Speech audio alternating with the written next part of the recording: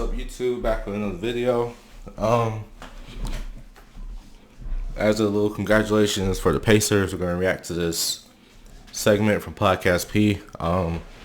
Paul George is dissecting on if Haliburton has reached superstar status. So shout out to his team. Make sure you like, comment, subscribe, share, and let's dive in.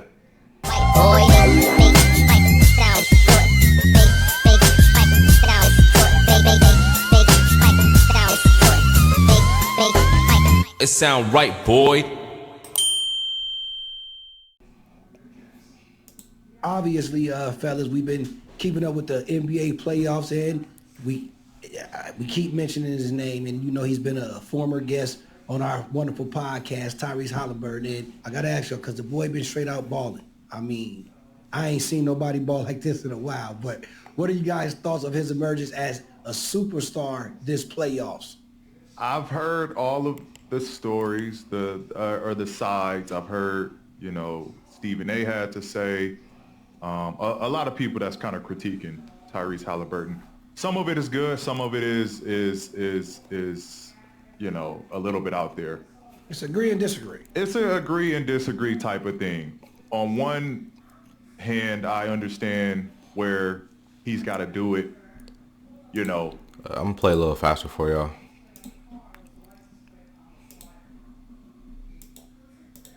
Multiple years, right? He's got to this is his coming out party. He's established. Now he's got to, this is what we expect him, I guess, on a nightly basis. And then there's the, he's, again, like I said, he's been to the midseason. He led his team to the midseason tournament. He's led them about to be potentially to the finals. Like, he's been a clutch Forgot performer about the late in in-season games. tournament. I think he's got one of the highest closing percentages in the NBA in under like 2 minutes or something like that, a minute or with game winners or something like that I saw.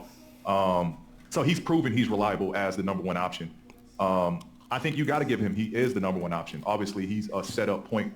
He's a point first, right? He's a setup point first, but he can be your late game scorer. He can be an isolation player, right? Like, that's just not his calling. That's not his natural calling up to the game. He's more of a setup guy, but he can do that. He possesses that game. So in my eyes, I think he is a superstar. I think he scratched the surface of superstardom.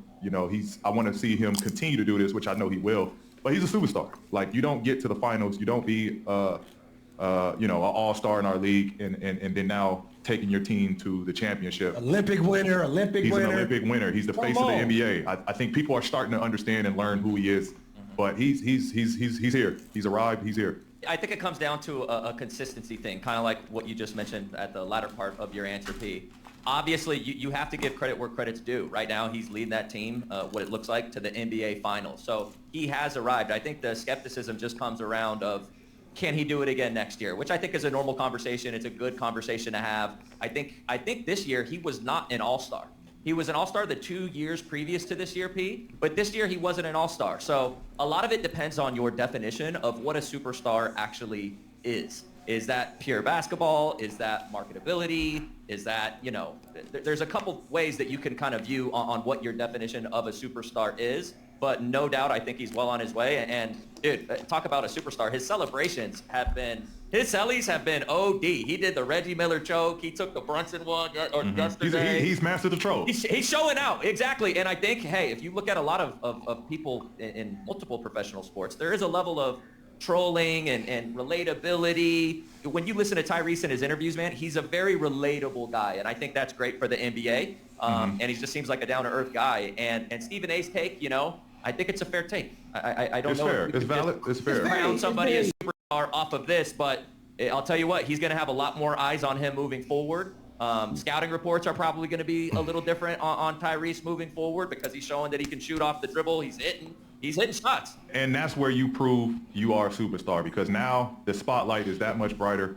Can you perform? Can you produce at the next level? And I think that's where, to Stephen A. Smith's point of him stamping him as a superstar, you show that you can do it on a night in, night out basis. Now, with the target on your back, that's when you're bona fide. That's when you're solidified in his eyes. He's a superstar to be, man. He's the definition of superstar to be. Absolutely, I believe he's going to be. I mean, he has the swag. He has the the confidence. He has the style. I mean, what else do you want from a superstar? He has game. He's a team player. You know, he has a family. His family and his dad is always involved. This is all the things that you want from a superstar. And I know he hasn't done enough, like Stephen A. say, and I agree with that. But I just think the boy is for sure the next big thing out there for the new generation of superstars. In Indiana, I mean, who else you got? Like the other night, what did he have? 30 points, 12 rebounds. How many assists he had? 15. 15. The historical night. So I wanna ask y'all with him doing that. Share y'all thoughts on this collectively for a bit on somebody doing something like that they're saying he's not a superstar and all this type of stuff. What do y'all think about that historical triple double he just had? To me, that's impact. If I think of one word, that's impact.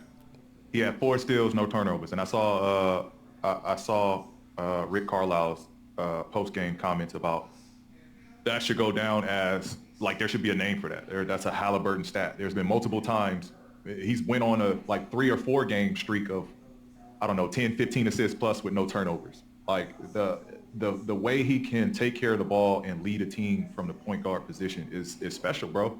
It's special to make plays, to be a playmaker, to put pressure on the defense. When you have the number one defender is guarding you on a nightly basis, and you still come out 15 assists, 0 turnovers.